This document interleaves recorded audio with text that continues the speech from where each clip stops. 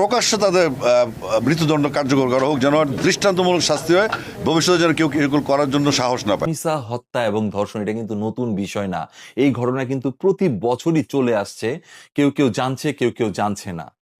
আপনি যদি 2024 সালের রিপোর্ট দেখেন, 175 জন 0 থেকে 6 বছর বয়সী শিশুর ধর্ষণের রিপোর্ট কিন্তু আপনি অনলাইনে পেয়ে যাবেন। আবার 2025 সালে সেটা কিন্তু বেড়ে 306 জনে উন্নীত হয়েছে। দ্যাট মিন 75% এই ধরনের ধর্ষণের অভিযোগ বৃদ্ধি পেয়েছে। এটা কিন্তু অফিসিয়াল, আনঅফিসিয়াল কিন্তু আরো অনেকেই এরকম ঘটনার শিকার হতে পারে। একজন হত্যাকারীকে ফাঁসি দিতে এই রাষ্ট্রের কোর্ট কাচারির, আদালতের, এই দেশের কর্তৃপক্ষের আর কতটুকু তথ্য প্রমাণ প্রয়োজন?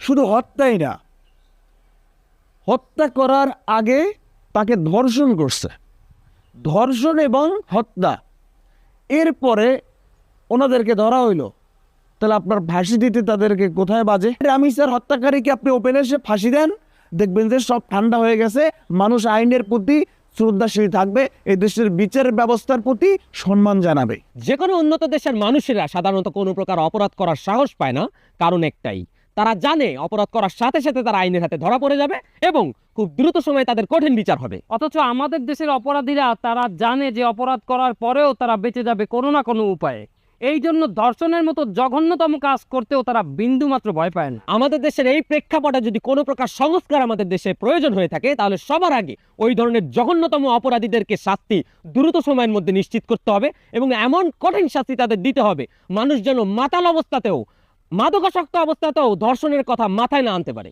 এই জন্য আমি মনে করি আমাদের দেশে শরিয়া আইন চালু করা অতি জরুরি। দর্শকের মতো মস্তিষ্ক বিকৃত মানুষের এই সমাজে বেঁচে থাকার কোনো অধিকারই নাই। রামিসার কেসে কনভিক্টেড রেপিস্ট কিন্তু নিজেই কিন্তু স্বীকার করেছে যে সে রেপ করেছে, তার ওয়াইফও বলেছে।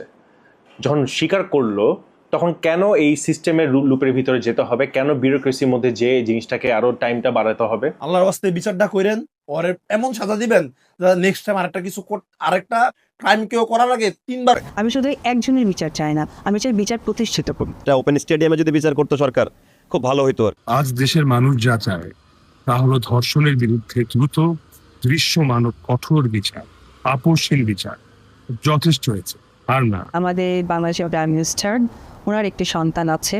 এটা আসলে আমরা সাধারণ জায়গা থেকে যত সবারই বলি না কেন, এটা আসলে কতটুকু কার্যকারিতা হয় আমার জানা নেই। তবে আমি বাংলাদেশ সরকারের কাছে গতকালকে দেখেছি উনি গেছে, তা আমি এটুকুই বলবো যে একজন প্রাইম মিনিস্টার হিসেবে না, উনিও একটি মেয়ে সন্তানের বাবা, তো সেই সন্তানের বাবা হয়ে যেন এই বিচারটা উনি সঠিকভাবে করেন। একটি বিচার বাংলাদেশে প্রতিষ্ঠিত করা হোক। আমি সম্মুখে বিচার করেই যে আমি শেষ করতে চাই একজন মানুষকে, তাই না। ভবিষ্যতে বিচারটি দেখে যেন মানুষের গায়ে লোম শিউরে ওঠে এবং সেই ফাঁদে যেন কখনো পা না দেয়। আমি শুধু একজনের বিচার চাই না, আমি চাই বিচার প্রতিষ্ঠিত করুন। যে জিনিসটা ঘটতেছে এটা আসলে ঘুমাইতেও দিচ্ছে না, এটা কষ্ট দিচ্ছে। এবং আসলে আমি মনে করি আমাদের এই যে সৌদি আরবে বা কিছু দেশে যেভাবে আসলে রেপিস্টকে শাস্তি দেওয়া হয় সবার সামনে জুম্মা নামাজের পরে গুলি করে, তো সেরকম একটা উদ্যোগ নিতে পারলে আসলে এই জিনিসটা হইতো না। একটু বেশি বেড়ে যাচ্ছে, মানে এটা সিকনেসের লেভেলটা একটু বেশি হয়ে যাচ্ছে। মানে সন্তানের বাবা হওয়া লাগবে না, এই জিনিসটা ফিল আপনি করতেই পারেন। আপনার নিজের পরিবারে এরকম বয়সী কাজিন আছে, নিজের আত্মীয় স্বজন আছে, আমার খারাপ লাগতেছে। সো এটার বিচার হওয়া উচিত সবসময়, এবং এটা ওপেন স্টেডিয়ামে যদি বিচার করতো সরকার, খুব ভালো হইতো আর কি। তাহলে কমে যেত আর কি, মানুষ সত্যি এটা যদি হয় তাহলেই কমতো, এছাড়া কমবে না। রামিসার যে হিসাবটা, এটা আমাদের সাধারণ বাংলাদেশের মানুষকে আর কবে সচেতন হবে আমি জানি না। এদেশের মানুষের মানসিকতা এত নিচে নেমে গেছে, কেউ কাউকে ঠকাতে পারলে, হারাতে পারলে একটা পৈশাচিক উল্লাস করে। তো আজকে রামিসা হবে, কালকে আরেক রামিসা হবে, পরশু আরেক রামিসা হবে। আমরা যদি নৈতিকভাবে ঠিক না থাকি, আমাদের সমাজ সংস্কার যদি মানুষ স্বতঃস্ফূর্ত না হয়, মানুষ যদি তার নিজের ভালো না চায়, সে মানুষের ভালো চাইতে পারবে না। তো সুতরাং এই রামিসার ঘটনাটা কোনো বিচ্ছিন্ন ঘটনা নয়, এটা ট্র্যাডিশনে পরিণত হয়েছে। এটা শুধু একটু পত্রিকায় আসছে বা মিডিয়াতে আসার কারণে আমরা দেখেছি। এরকম অহরহ ঘটনা ঘটছে যেটা কোনো বিচার হচ্ছে না। এই বিচারহীনতার সংস্কৃতি থেকে বেরোতে হবে। 7 দিনের মধ্যে বা 24 ঘন্টার মধ্যে যখন ধর্ষক স্বীকার করে, সে যখন আত্মপক্ষ সমর্থন, তখন কোর্ট কি, ডেট কি, আমাদের তাৎক্ষণিক বিচার লাগবে। প্রয়োজনে প্রকাশ্যে তাদের মৃত্যুদণ্ড কার্যকর করা হোক, যেন দৃষ্টান্তমূলক শাস্তি হয়, ভবিষ্যতে যেন কেউ এগুলো করার জন্য সাহস না পায়।